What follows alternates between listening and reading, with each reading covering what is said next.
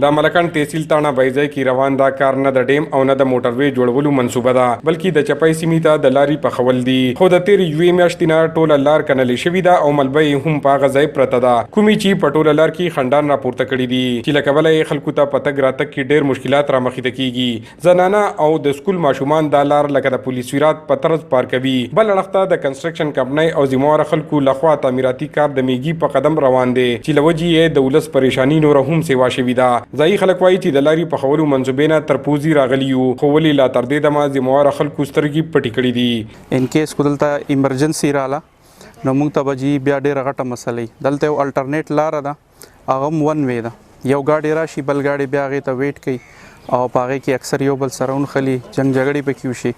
نو د هغې د ټولو مشرانو نه دا درخواست دی چې څونه کیدی شي هغوی دې پسې خپل اپروچ وکړي او دا کار دی په دې لاره باندې تیز کړی شي. دا د کلي په زړه باندې یو قسم له درد دی او دې سو هېڅ قسمه هغه شان ټریټمنټ نه کېږي یا د هغه شان سو کنسټرکشن نه دی روان، سو په دې باندې هغه شان سو پروګرس نه دی روان چې کوم دې لارې له پکار دی.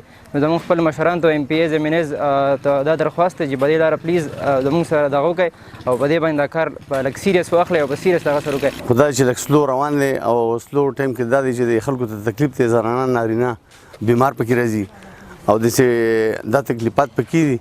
روډ بند دی که نه. دویم نمبر خبره ده د دې 15 کال وشول چې د دې لپاره پیسې راوتې دي، هغه پیسې د اوس په روز زنګې دي. تعمیراتي کار یقینا چې د ترقۍ علامت وي، خو کله چې د کار رفتار د سستۍ سره مخ وي نو بیا دغه منصوبه د خلکو د مرۍ پړې جوړ شي. د سیمې خلکو غوښتنه کړې ده چې زر ته زر دي دا منصوبه سرته ورسولی شي چې راپېښې ستونزې ختمې شي. عمران زریاب، خیبر نیوز، تھانہ بائزئی، مالاکنڈ.